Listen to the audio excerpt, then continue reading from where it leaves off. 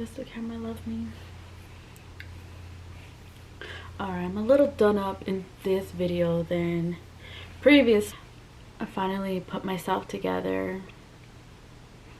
So in this video, I do want to talk about traveling. I've always wanted to talk about how I travel, how, you know, it kind of came about, because I feel like a lot of people always like question me on like how did I make it happen, because coming from where I come from, like not a lot of people would travel internationally. So a lot of people I know don't own passports, and they don't travel, or they don't have a desire to travel, or they don't even know how to like start traveling. And for me, how it really started was in high school. I went on a EF tour, which was just for high school students. So I went to Paris and Barcelona, and I had to like fundraise and take donations to pay for my travels. And that was my very first international trip. It was my senior year of high school, so that's where it started. And then from there, I kind of really always just had these big dreams of traveling, like traveling the world. I wanted to go everywhere.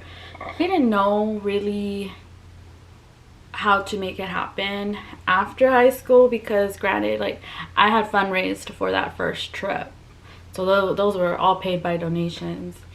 The only thing I had to take was like spending money, and even that was given to me through donation. So really, to kind of make it happen on your own with your own money, really, you know, didn't know how to book a flight. I didn't know how to book hotels. I was like, you know, 18 at the time when I first looked into traveling internationally, like on my own. And to me, it was stressful. But one thing I did do is I went back to EF. So in no way is this like a sponsored video. I've 100% paid for all my trips on my own. So that is what I want to talk about, how to get started. What I felt comfortable most is group travel. So in these companies, there's a million tour companies, and granted right now it's not a time where we can travel, but this is always something you can look into in the future when we are able to travel again. But I went back to EF, and at the time they were called EF College Break, and there was this like misconception that you had to be a college student, and that wasn't necessarily true. You just had to be in their little age range that they had, 18 and 26 at that time. And my first trip I signed up for was London, Paris, Amsterdam, and I think I felt overwhelmed by the price of it, because in these group travels, specifically with EF, it includes everything. It includes flights, hotels, transportation, you know, your transportation between cities, your transportation while you're in the city, so like trains, trams, you know, any type of museums and things that you're going to do on the itinerary. It's all included for the most part. If there's any extra fees, they'll let you know. There's not really like hidden prices, is what I liked. But I think the price of it, because it was around 3,000 from what I remember, but it scared me. So I had changed my trip to Costa Rica, and I had like no idea what to expect, because I think I went to Costa Rica in 2012. So this was like, I didn't really use YouTube or like surf the internet. I know that sounds so weird in today's age, like there's so much available to you just on your phones, but this was back then, and I didn't know really where to look for information on travel. I would like ask my cousins and people who have gone to Costa Rica or traveled, and they would give me all kinds of tips, but really I had no concept of traveling internationally. I faced a lot of backlash for traveling. People closest to me, they were not really supportive. I would get a lot of negative remarks for wanting to travel, and I felt really discouraged on going, that I was contemplating on canceling the trip. I wanted to cancel the trip and just kind of not go out of just fear, because I was getting told that I was going to be kidnapped, and or like a spider would bite me, or like just something like so silly. Now that I think about it, like I was really scared of traveling by myself. And so I just remember, like, leading up to the trip, I was nervous, and I knew if I canceled, I wouldn't get my money back. I was gonna lose everything. And so I just kind of had to, like, be brave, put on this brave face and go.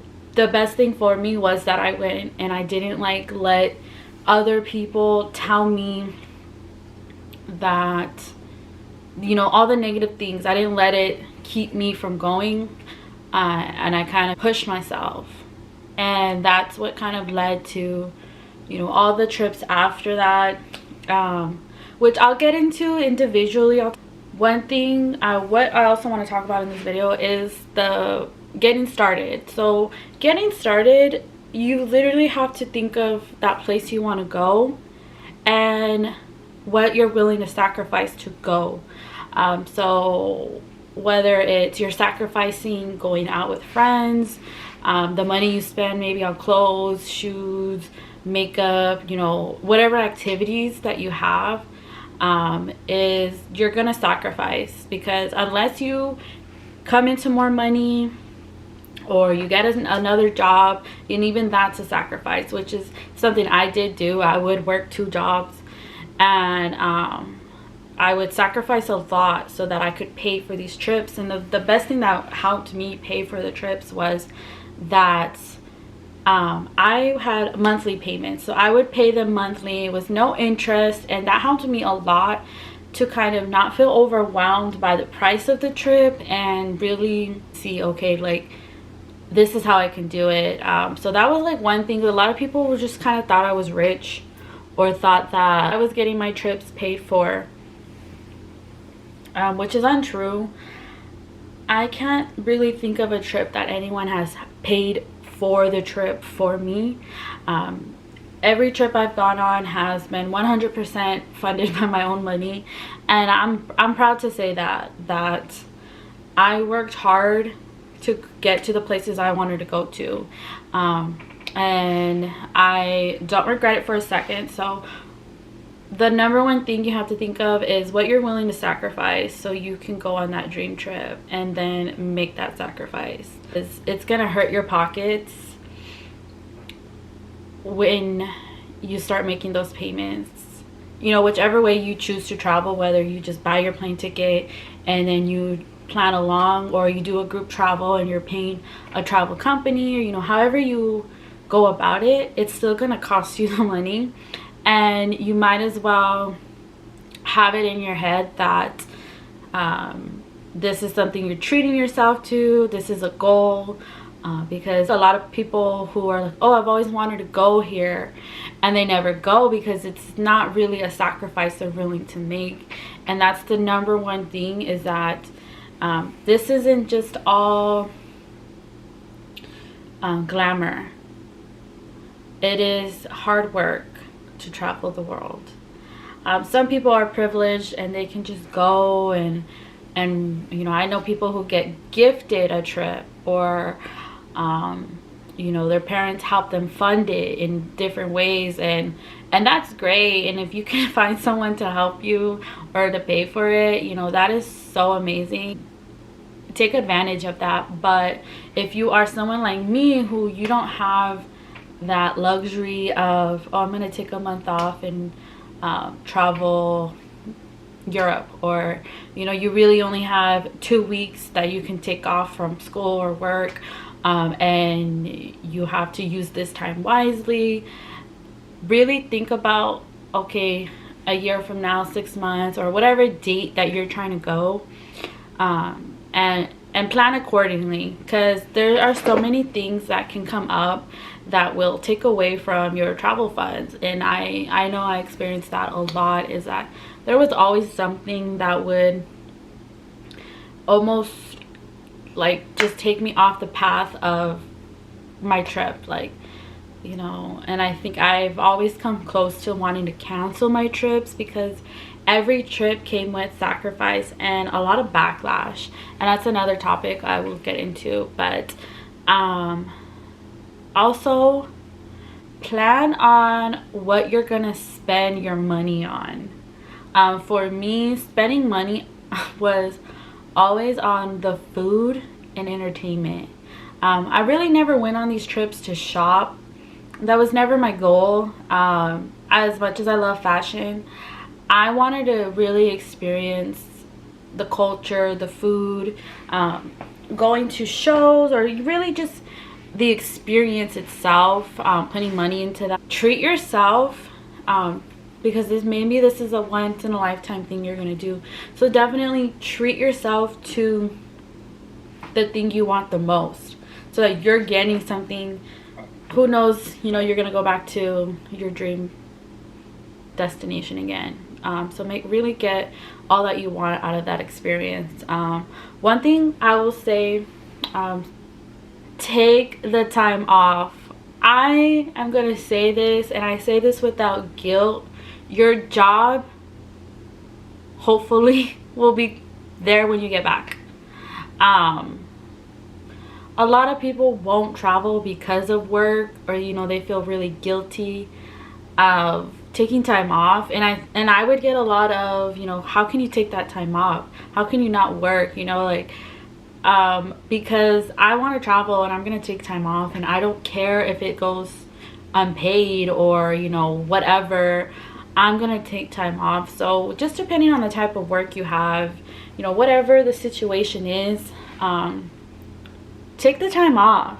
Like, don't feel guilty for planning a trip. It's just amazes me. Maybe it's more like older people than me, but they really feel guilty, or it's really negative to use your paid time off. And definitely no, take the time off and go where you want to go.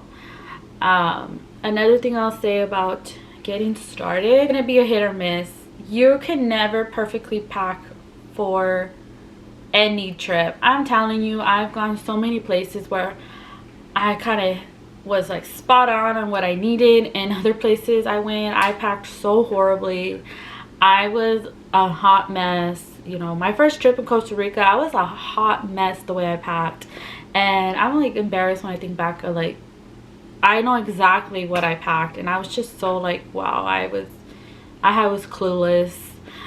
So what I will say is, definitely do your research on the type of trip you want, what you want out of it.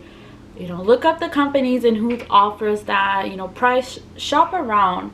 I always stuck with one company, which was EF. Their EF Ultimate Break, that's their name now, but before they were EF College Break. So I kind of stuck with them because I had a really good experience on the first trip that I just went back for more. But I know there's other people I know who used other companies and they really enjoyed the time that they had. But for me, you know, I did what was comfortable and what I knew because it was familiar. But definitely, you know, as I'm getting older and I'm gonna start aging out of EF, I'm also looking for alternative companies and different types of travels that I want to do, and there's always going to be options out there. So definitely just keep an open mind, and don't be afraid to go alone. So the biggest thing is that I went on the majority of these trips by myself, meaning nobody signed up with me. On one trip, I had friends sign up with me and we had a blast, but it was like really good because we didn't have to worry about, oh, did you make your payment, you know, are you gonna, you know, buy your ticket. It was because we all had our own accounts that we were all paying off, but we were all going to the same trip. So it really, we didn't have that stress on each other about going. And if someone backed out while you still have the trip, you know, there's gonna be 30 other people on those group tours, and you'll meet someone and click with someone. And that's was the best thing I could say, is that I've met so many people across the country, and still to this day, you know, keep in contact. You know, take that leap, just sign up, just book that flight, or, you know, take the first step, and once you go from there, you won't regret it. There's not a trip that I regret, no matter how hard it was for me to make it happen. I don't regret a single thing, because there's nothing I would ever take back. But yeah, that's really what I'm gonna talk about for today's video. For this video, that's what I'm gonna end it with, is